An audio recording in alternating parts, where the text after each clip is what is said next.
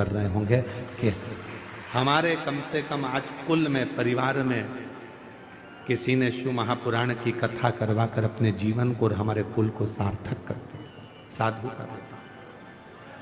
कब तक टेंशन है? जब तक हमने अपने ऊपर जवाबदारी ली। आपसे एक बात पूछें, जरा उत्तर दीजिएगा। फैक्ट्री में टेंशन नौकर को रहता है कि सेठ को रहता है? जम के बोलो, सेठ को। दुकान में टेंशन सेठ जी को रहेगा कि नौकर को रहेगा? सेठ जी। तुम्हारा बिजली का बिल जमा हुआ कि नहीं हुआ, नौकर को कोई मतलब नहीं है। तुम्हारे घर में क्या बन रहा है, नौकर को कोई मतलब नहीं है। तुम्हारी कमाई हो रही कि नहीं हो रही, नौकर को कोई मतलब नहीं है, सेवक को कोई मतलब नहीं है। तुम कितने पैसे कमा रहे, नौकर को कोई मतलब नहीं है। उसको तो केवल एक चीज से मतलब है कि 1 तारीख को मुझे जो तनख्वाह मिलती है 8,000, 10,000, 15,000, वो मुझे मिल रही है कि नहीं मिल रही, वो मुझे प्राप्त हो रही है।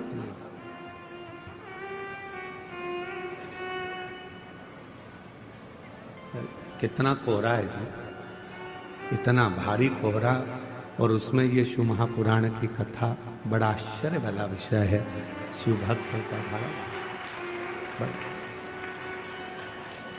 नौकर को चिंता नहीं है, नौकर को टेंशन नहीं है। फैक्ट्री में क्या हो रहा है, फैक्ट्री चल रही है कि नहीं चल रही है, फैक्ट्री में घाटा लगा कि लाभ हुआ, किसी को मतलब नहीं है। बस उसको तो अपनी तनख्वाह से मतलब होता है। पूरी जवाबदारी सेठ की होती है, पूरी जवाबदारी से। इसलिए निवेदन है आप सबसे, जिंदगी में कभी आप सेठ बनने का प्रयास मत करना। सेठ बनोगे तो टेंशन आएगा। आप तो कोई भी पूछे सेठ जी बोले तो कह देना मैं सेठ नहीं, सेठ तो मेरा भोलेनाथ और सांवरिया सेठ है, मैं तो उसका सेवक हूं। सेठ एक ही है, और वो मेरा कुबेरेश्वर महादेव, मेरा कुबेर भंडारी, मेरा भोले बाबा, मेरा त्रिकालदर्शी, हम तो उसके नौकर हैं। हमारा घर भी वही चलाता है, परिवार भी वही चलाता है, कुटुंब रिश्ते सब वो निभाता है, हम तो उसकी तनख्वाह पाते हैं, तनख्वाह लेते हैं।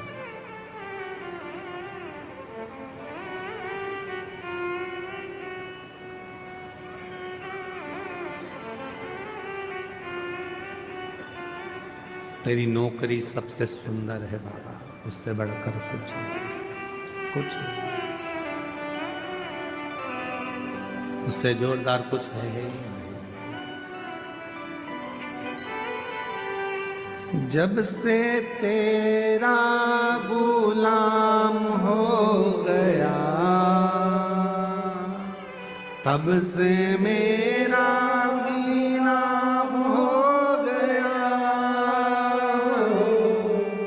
जब से तेरा गुलाम हो गया, तब से मेरा भी नाम हो गया।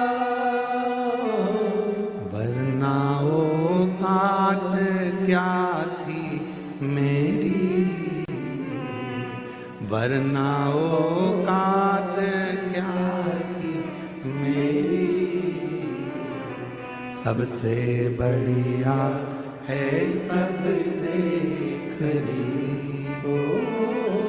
भोले बाबा तेरी नौकरी। सबसे बढ़िया है सबसे खरी, तेरे दरवाजे की चाकरी। सबसे बढ़िया है सबसे खरी, तेरे दरवाजे की चाकरी। सबसे बढ़िया है सबसे खरी। शिव महापुराण के अंतर्गत नर्मदा रेवा खंड में स्कंद पुराण के वर्णन आता है। रेवा खंड स्कंद पुराण के रेवा खंड में वर्णन आता है कि जब कोई संसार का मनुष्य शंकर जी की कथा में शिव के मंदिर में, माई रेवा के तट पर, भगवान शिवालय में या शिव महापुराण में किसी का मुख भी अगर झूठा करा देता है तो उसका भंडार स्वयं भोलेनाथ भर जाता है। इसीलिए आपने देखा होगा कई लोग बिस्कुट लेकर आते हैं, कोई अपने घर से पोहा बना कर लाता है, कोई भजिया बना कर ले आता है, कोई तिल्ली का लड्डू ले आता है, कोई खिचड़ी बना लाता है, कोई बिस्कुट, कोई टॉफी, कोई सामान लाता है और एक दूसरे को थोड़ा थोड़ा मुख झूठा करा देते हैं। कोई लोग पानी के पाउच बांटते हैं, कोई पानी की बोतल बांटता है, जो जिससे बन जाए। कोई घर में थर्मस में चाय बना कर ले आता है, 10-20 लोग जो पास में बैठे रहते हैं उनको चाय पिला देता है।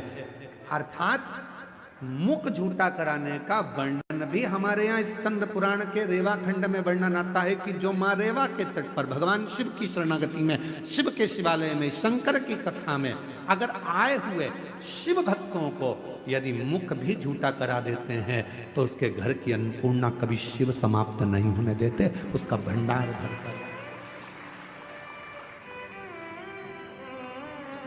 ये शिव है, ये शिव। और हमको ये वनवासी आदिवासी क्षेत्र की कथा थी तो हमको ऐसा लगा था कि ना जाने यहाँ भक्त आएंगे तो यहाँ पर मुख झूठा कराएंगे कि नहीं कराएंगे, पर हमने रोज देखा प्रतिदिन दूर दूर से जो भक्त आते थे, साधारण गरीब बड़े भी अगर आते थे, अपने झोले में थोड़ी सी टॉफी लेकर आके लोगों को खिला जाते थे, बिस्कुट खिला जाते थे।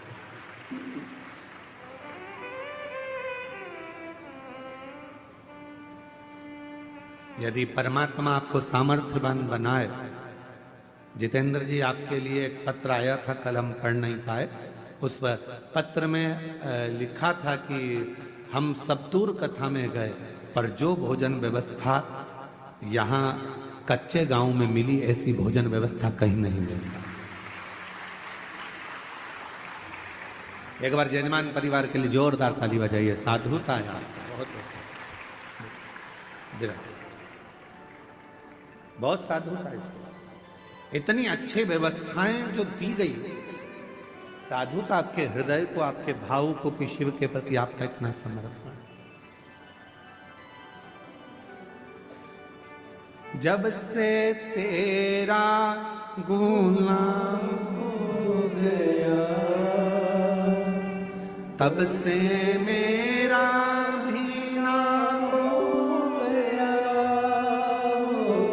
जब से तेरा गुलाम हो गया, तब से मेरा भी नाम हो गया। वरना औकात क्या थी मेरी,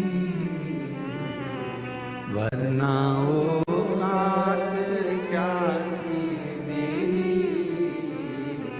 सबसे बढ़िया, सबसे बड़ी भोले बाबा तेरी नौकरी। सबसे बढ़िया है सबसे बड़ी। स्वयं को आप सेठ मत समझो, आप तो भोलेनाथ जी को सेठ बना दो, हम उसके सेवक, हम उसके नौकर। टेंशन किसको किसको होगा? भोलेनाथ। चिंता किसको? भोलेनाथ। हम तो कौन है? उनके सेवक। बेटे को ज्यादा चिंता रहती है कि बाप को ज्यादा चिंता रहती है? बाप को ज्यादा चिंता रहती है। क्या होगा इनका? बहुत सीधे हैं, सरल हैं, बीमारी का ठिकाना नहीं। आज के जमाने में कब किसको जाना पड़ जाए, मृत्यु का भरोसा नहीं है। पहले तो गारंटी भी थी कि 100 साल जी जाओगे, आज के जमाने में तो ये भी पक्का नहीं है कि कितने में निपट जाओगे। कब तुम्हारी फाइल निपट के जमा हो जाएगी किसको मालूम है? किसी को नहीं मालूम। पहले चिंता थी, पहले टेंशन नहीं होता था, अरे अभी तो बहुत जिएगा, 80 साल चलेगा, 90 साल चलेगा, 100 साल चलेगा, अब तो मालूम ही नहीं पड़ता, पड़ोस में सूचना मिल जाती, अटैक आ गया, अभी तो देखा था 8 दिन पहले ही तो मिली थी, उससे बढ़िया था, क्या हो गया, उनके घर की बहुत अच्छी थी, उसको क्या हो गया, मालूम पड़ा, चले गए, मालूम ही नहीं पड़ता कब कौन कहां कैसे चले जा रहा, किसको मालूम, किसको पता।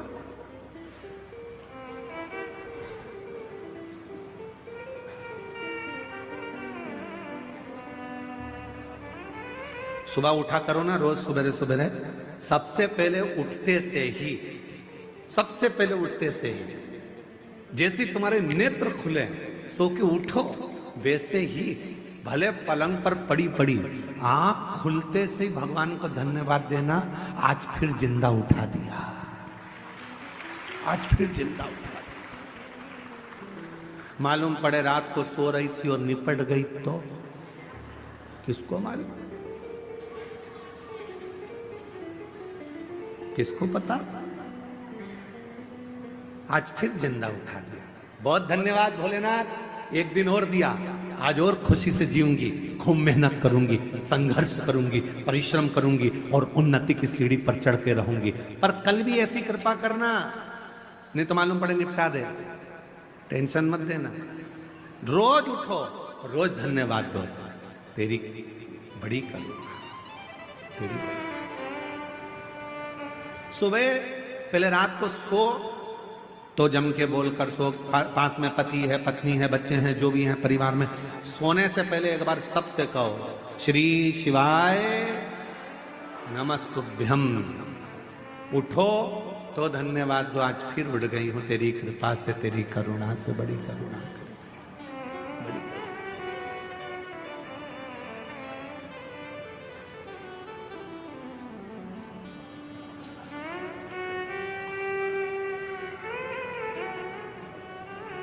सब पड़ा रह जाएगा, अलमारी में कपड़े भी धरे की धरे रह जाएंगे,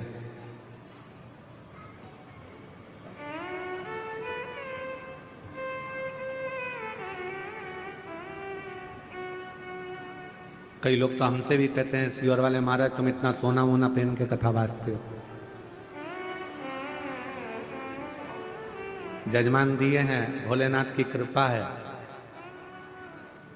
शिव की करुणा है, जोड़ जोड़ के तिजोरी में धर जाएंगे, बाद में औलाद पहनेगी, अपन ऊपर से ताकेंगे हमारी चेन तुम पहन रहे, हम तो पहन ही नहीं पाए। अलमारी में जितने कपड़े रखे हैं निकालो, पहनो, कल का बिल्कुल भरोसा नहीं है कि पहन पाओ कि नहीं पहन पाओ। अचार है बरनी में तो खा लो, धरा की धरा रह जाएगा, पापड़ अच्छे सेक सेक के खाओ, मक्का की रोटी, ज्वार की रोटी, बाजरा की रोटी, ठंड चल रही है, बेहतरीन गुड़ में मिला मिला के खाओ। कल का कोई ठिकाना नहीं जिंदगी में, कब किसको जाना पड़ जाए और मालूम पड़े अचार की बरनी धरी की धरी रह जाए, फिर 13 दिन मेहमान खाए, अपन ऊपर से देखें हमारा अचार तुम खा गए, हमारा अचार। फुल एंजॉय की जिंदगी जियो, जितना कमा रहे हो उस कमाई में से आप किसी को दो मत दो, दान करना है तुम करो, नहीं मन करे तो मत करो, तुम तो 1 रुपया मत दो तो किसी को, तुम खुद के ऊपर तो खर्च करो, खुद के ऊपर खर्च नहीं करते, अपने ऊपर थोड़ा बहुत तो खर्चा करो, परिवार चलाओ, कुटुंब चलाओ, मना नहीं है, पर अपनी अब खाऊंगा मन कर रहा है, मूंगफली खरीद लूं 10 रुपए की, खा लूं 10 रुपए की, मैं मक्का खरीद के खा जाऊं, मन कर रहा है, पर घर पे बच्चे भी बैठे होंगे, पत्नी इंतजार कर रही होगी, उसके लिए थोड़ी सी ले जाऊं, ले जाने के चक्कर में जेब में थे 10 रुपया, और मालूम पड़े उसकी या तो वो खा ले या तू खा ले, पर मन कर रहा है बच्चों के लिए ले जाऊं, पत्नी के लिए ले जाऊं, बुजुर्ग के लिए ले जाऊं, घर में सबके लिए ले जाऊं, मैं कैसे, तो लेकर जा रहे थे, और ले जा रहे थे हाथ में धर के मूंगफली, आ गया पीछे से मंकी बंदर, और मूंगफली की पुड़िया छुड़ा के ले गया, ना लीलाबाई के काम आई ना कमलेश के काम आई, मूंगफली बिमलेश का भाई खा गया, ले हो गया, डरा।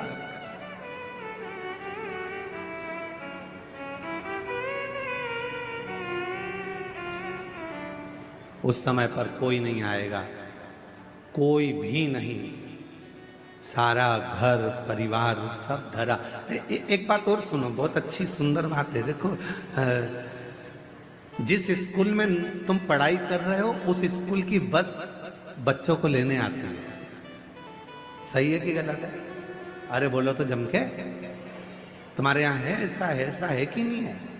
कांकेर जिला में जो स्कूल में पढ़ाई करते हो उस स्कूल की बस लेने आती है, टीचर को भी लेकर जाती है और स्टूडेंट को भी लेकर जाती है, बच्चों को। जिस कॉलेज में पढ़ाई कर रहे हो उस कॉलेज की बस लेने आती है। जिस फैक्ट्री में नौकरी कर रहे हो उस फैक्ट्री की बस लेने आती है।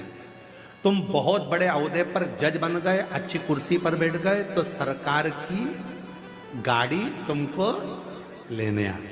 तुम बड़े अधिकारी बन गए तो सरकार की गाड़ी तुम्हें लेने आएगी, छोड़ने जाएगी। बोलो सही है कि गलत है? बोलो तो। सही है ना? ज्यादा तेज ठंड तो नहीं लग रही है? हाँ तो फिर बोलते जा। सही है? हाँ। स्कूल की बस स्कूल के बच्चों को लेने आ रही है, कॉलेज की बस कॉलेज के बच्चों को लेने के लिए आ रही है, प्राइवेट कंपनी की बस प्राइवेट कंपनी के लोगों को लेने आ रही है, और सरकार की बस सरकारी कर्मचारी को लेने के लिए आ रही है। अब वो तुम वहां नौकरी कर रहे हो इसलिए वो तुम्हें लेने आ रही है, वो तुम वहां पढ़ाई कर रहे हो इसलिए तुम्हें लेने आ रही है। दूसरे स्कूल के बच्चे को थोड़ी ना बिठा के ले जाएगी, दूसरे कर्मचारी को थोड़ी ना बिठा के ले जाएगी। उसी तरह जिस कंपनी में काम कर रहे हो उस कंपनी की बस तुम्हें लेने के लिए आती है। अब आज से एक बात याद कर लेना, अपन सब शंकर जी की कंपनी में काम कर रहे हैं, इसलिए आखिरी में शंकर की कंपनी की बस लेने के लिए कोई दूसरी बस अपने को लेने नहीं आएगी। नंदी पर भोलेनाथ होंगे और कहेंगे आओ बैठो साथ चलो, प्राण छूट चुके हैं, मैं तुम्हें नरक नहीं भुगताऊंगा। कंपनी की बस आई है, आराम से एसी कूलिंग कर कर लेकर जाऊंगा, आराम से चलना, मैं तुम्हें कैलाश लेकर जाऊंगा और वो कंपनी लेकर जाएगा।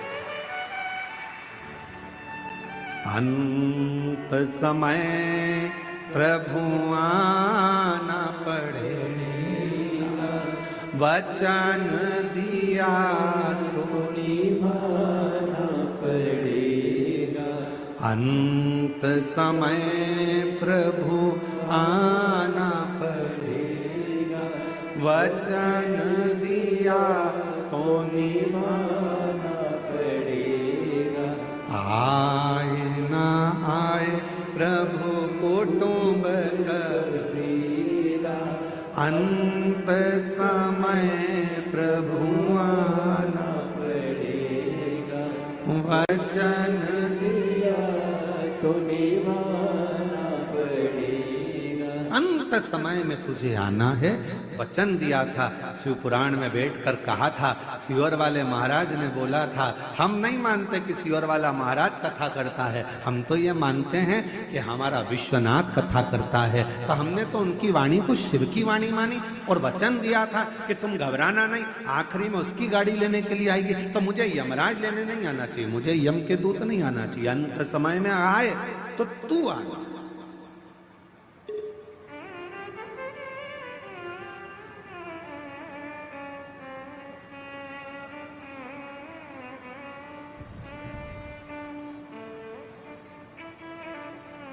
और वो महाराज सज धज के जिस दिन मौत की शहजादी आएगी, न सोना काम आएगा।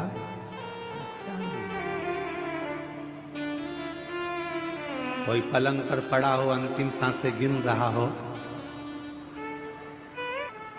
आप लोग किसी को हॉस्पिटल में देखने गए हो कभी कि नहीं गए? बोलो बोलो, जम के बोलो। गए हो? हॉस्पिटल में जाके क्या बोलते हो? मामा जी। अब वो बेचारा ऑक्सीजन लगी मुंह में, वेंटिलेटर पे पड़ा, और तुम मामा जी, मामा जी समोसा ला दूं, मामा जी गुलाब जामुन, मामा जी 50,000 रुपए रख दूं तुम्हारे पलंग के पास। मामा जी ऑक्सीजन मुंह में लगी, मन में सोच रहे निकल जाए यहां से बाहर। मर रहा और 50,000 रुपए क्या ऊपर लेके जाऊंगा? जब अच्छा था तो समोसा नहीं खान दिया, मुंह में ऑक्सीजन लग रही है। क्या करूं उस धन का?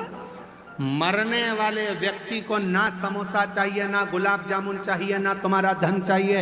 मरने वाले व्यक्ति को तो केवल शिव का नाम चाहिए कि वो बचा लाए, काल के ग्रास से छुड़ा कर लिया है। अकाल मृत्यु वो मरे जो काम करे चंडाल का, और काल उसका क्या बिगाड़े जो भक्त हो महा काल का।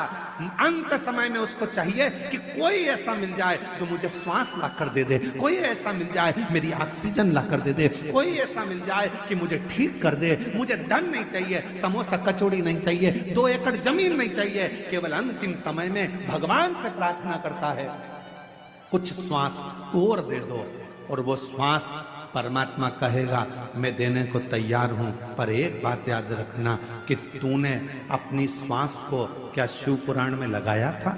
2-3 घंटा की कथा सुनने कभी गया था? हाँ, अगर तू 3 घंटे की कथा सुना है तो उसमें जितनी श्वासें निकली है तेरी, उतनी श्वास मेरे खाते में लिखी है। जा, एक काम करता हूं और थोड़े साल तेरे को दे देता हूं, और भजन कर लेना, श्वास और मिल जाएगी, और मिल जाएगी। तेरे भजन से, तेरे कीर्तन से, मंत्र जाप से, नाम जाप से, एक लोटे जल से हमारी श्वास बढ़ गई। कॉलेज स्कूल में बच्चों को पैसा कमाने का तरीका सिखाया जाता है। आज के नए नए फैशन में लोग मोबाइल पर भी पैसा कमाने का तरीका सिखा रहे हैं, पर शिव पुराण पैसा कमाने का तरीका नहीं सिखाती। शिव महापुराण की कथा उम्र बढ़ाने का तरीका सिखाती है। क्योंकि पैसा तो कमा लोगे पर भोग कैसे करोगे? पैसा कमा के रख दिया और निपट गए तो फिर ऐसा भोग करने के लिए शरीर भी तो अच्छा रहना चाहिए, पूरा शरीर पुष्ट रहना चाहिए, पूरा शरीर अच्छा रहना चाहिए। इसलिए निवेदन है, सोफा सेट अच्छा है तो चने खाओ, मूंगफली खाओ, गन्ने को छील छील के खाओ।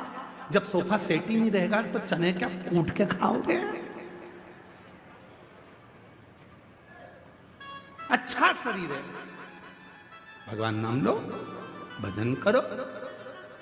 कई लोग कहते हैं गुरुजी अभी तो हमारी उम्र बची है, अभी तो हम कोई बुढ़े थोड़ी ना हो गए जो भगवान के मंदिर जाएंगे, अभी हम बुढ़े थोड़ी ना हो गए जो शिव पुराण की कथा में जाएंगे, जब बुढ़े हो जाएंगे तो कथा सुनेंगे। हमने कहा ठीक है, बुढ़े होने पर तुम इंतजार करो, उसमें कोई दिक्कत वाली बात नहीं। और फिर कहीं का होता है, हम जहाँ सीहोर में रहते थे नमक चौराहे पर, वहाँ पर हमारे पड़ोस में एक काकी जी रहती थी। हम उनसे हमेशा कहते काकी कथा में चलो। काकी कहती थी अभी बेटा बेटे की शादी हो जाए, बहू आ जाए, मेरे को करना क्या, उसके बाद तो कथा ही सुनूंगी। 1 साल बाद वो भैया की शादी हो गई, उनकी बहू आ गई। हमने काकी से कहा काकी कथा में चलो। काकी बोली बस बेटा बहू का थोड़ा जाते का समय है, छोरा छोरी हो जाए, उसके बाद तो कथा ही कथा। अब छोरा छोरी हो गए, 1 साल बाद फिर कहा कि अब कथा। अब बेटा वो बच्चा छोटा सा है, बेचारी बहू रसोई घर संभाले कि बच्चा संभाले, बस थोड़ा सा बड़ा हो जाए। हमने 3 साल कुछ भी नहीं बोला। 3 साल बाद फिर कहा काकी कथा में चलो। काकी बोली बेटा वो छोरा छोटा सा पाँव ले लिए इधर उधर घूमता है, पकड़ के रखना पड़ता है, ठीक है। अब बच्चा बड़ा हो गया 2-4 साल बाद, फिर हमने कहा काकी कथा में चलो। काकी बोली चलने को तो चल चलूं पर हमारा कमर से नहीं बैठा जाए रे, नहीं बैठा जाए घुटना से। फिर हमने कहा ब्रेन दो तुम ऊपर सुन लेना। अब यहां सुनकर क्या करोगे, वही सुनना।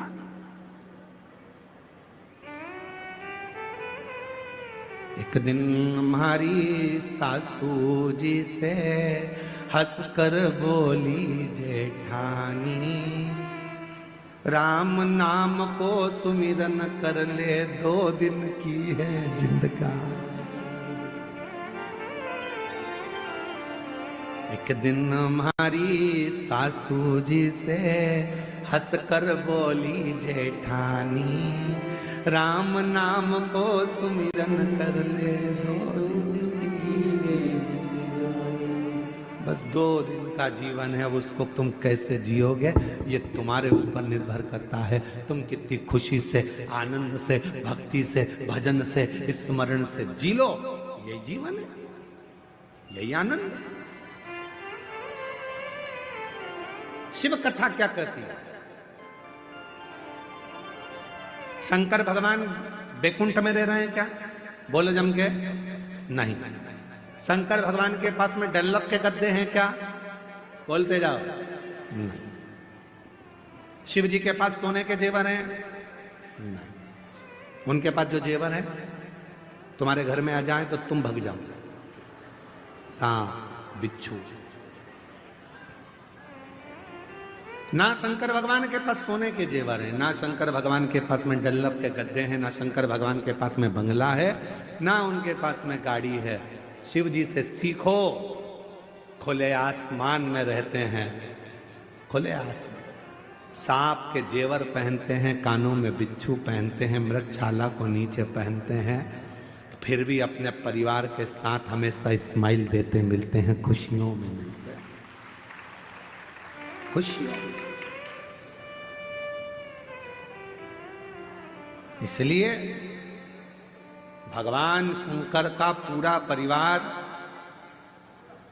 जब भी हमारे यहाँ कोई मंगल कार्य होता है तो उसमें हमारे भगवान शंकर के पूरे परिवार को बुलाया जाता है। आपके यहाँ ऐसा होता है कि नहीं होता हमको नहीं मालूम। शादी के पहले गणेश जी नोते जाते हैं, तुम्हारे यहाँ नोतते हैं? पूछते हैं? शादी के समय पर माता पूजन होती है, मतलब शंकर जी का पूरा परिवार हमारे घर के शुभ कार्य में उनको बुलाया जाता। क्यों? क्योंकि वो जैसे भी हैं अपनी मस्ती में रहते हैं, मंगल आनंद में रहते हैं,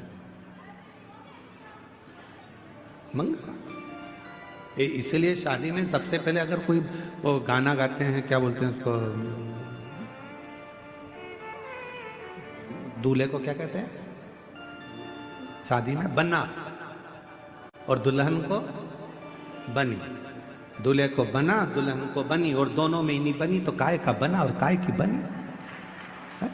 तो वो जब दोनों के लिए वो गाते हैं ना भजन, रात्रि को शादी में 8 जब फ्री हो जाती हैं जीजियां, तब आराम से ढोलक ले लेके बैठ जाती है और खूब प्रेम प्रेम से गाती हैं उसको, बहुत जोर जोर से। बना जी दिल्ली जाना जी, वहां से लहंगा लाना जी, बनी फिर पहन के आएगी, फिर यूं इतराएगी, फिर गाना गाएगी, झुमका गिरा। बहुत सुंदर। तो ये सब गाने से पहले वो पहले भजन गाते भगवान गणेश जी का। गौरी के नंदा गजानंद स्वामी, तुम्हें आज मंदिर में आना पड़ेगा। गौरी के नंदा गजानंद स्वामी, तुम्हें आज मंदिर में आना पड़ेगा। तांबा का हंडा में तातो धरो पानी, तांबा का हंडा तातो धरो पानी। गौरी के नंदा गजानंद स्वामी, तुम्हें आज मंदिर में नहाना पड़े। गौरी के नंदा गजानंद स्वामी, तुम्हें आज मंदिर में नहाना।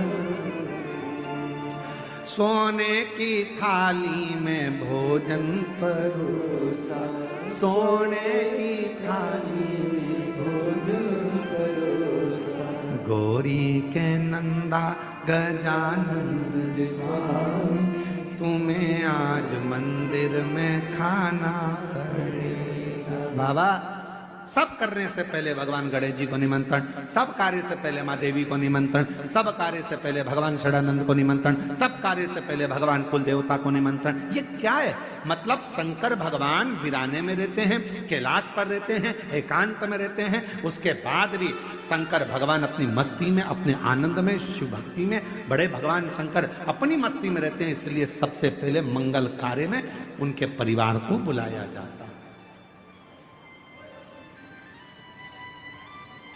आप में से कितने लोग हैं जिनके यहाँ पर शादी होती है तो भगवान लक्ष्मी और नारायण की पूजन होती है? ना, एक की पूजन होती है सत्यनारायण भगवान की, कि दूल्हा दुल्हन सावधान, पत्नी से निवेदन है पति से झूठ मत बोलना, और पति से निवेदन है इसको सब सत्य बताना। पर सही मायने में तो अगर दोनों सत्य बता दे तो 2 दिन में तलाक हो जाए। सत्यनारायण की कथा हो रही है, तुम इसको छुपाना नहीं और तुम इसको बता रहे। सत्य बोल दे। तो अभी बात करो, एक पत्नी तैयार होके बढ़िया साड़ी वाड़ी पहन के जोरदार तैयार होके पति के सामने आ गई और पति से पूछी मैं कैसी लग रही है। पति बोला नहीं बोलूंगा, बोलूंगा तो तू लड़ लेगी। अरे बोला तो सही मैं कैसी लग रही हूं। पति नहीं बोला, बेचारा चुप रहा, नहीं बोला। पत्नी ने हाथ पकड़ लिया, मैं तुमसे पूछ रही हूं मैं कैसी लग रही हूं। पति बोला ऐसी लग रही जैसे हरी घास में भैंस चल रही।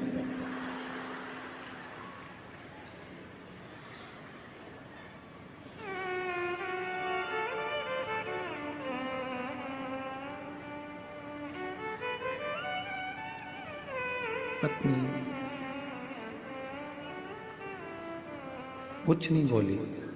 शाम को पति जब ऑफिस से आया, करेले की सब्जी बना दी, खा। करेले की सब्जी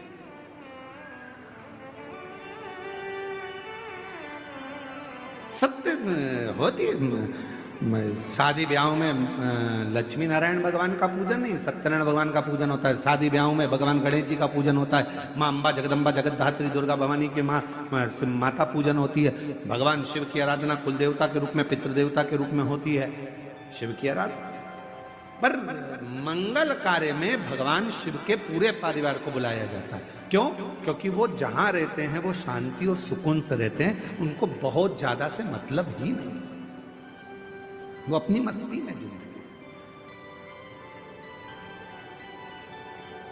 अपनी मस्ती। शिव कथा करें, पैसा कमाओगे, लोग जुड़ेंगे, परिवार के लोग आएंगे, तुम्हारे पास में खड़े हो जाएंगे। धन देखकर कोई भी आ सकता है, पर याद रखना पैसा से परमात्मा नहीं आता।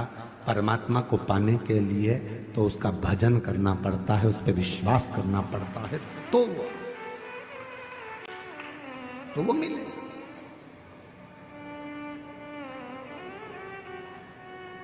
मेरी किस्मत का जब गुल खिला, तब जा कर के ये दर मिला। मेरी किस्मत का जब गुल खिला, तब जा कर के ये दर मिला। वरना औकात क्या थी मेरी, वरना औकात क्या थी मेरी। सबसे बढ़िया है सबसे बड़ी, भोले बाबा तेरी तो मेरी। सबसे बढ़िया है सबसे बड़ी, तेरे दरवाजे की चाकरी। सबसे बढ़िया है सबसे। जब हम उसके दरवाजे की चाकरी करते हैं, सेवा करते हैं, नौकरी करते हैं, उसके दरवाजे पर जाकर रोज जल चढ़ाने जाते हैं, रोज एक लोटा जल चढ़ाने जाते हैं। लोग पूछें आपसे कि एक लोटा जल चढ़ाने से क्या मिलेगा, कहना तनख्वाह मिलेगी। कौन सी तनख्वाह? तो कहना वो अंत समय में काम आएगी। आखिरी में वही तनख्वाह काम आएगी जो हमने एक लोटा जल चढ़ाया है, उसी ने हमारी समस्या का निवारण करा है, उसी ने हमारी समस्या को दूर किया है। एक पत्र है, अच्छा है, देखिए। मेरा नाम अंजू नेताम, मेरे पति का नाम मुकुंद सिंह नेताम, ग्राम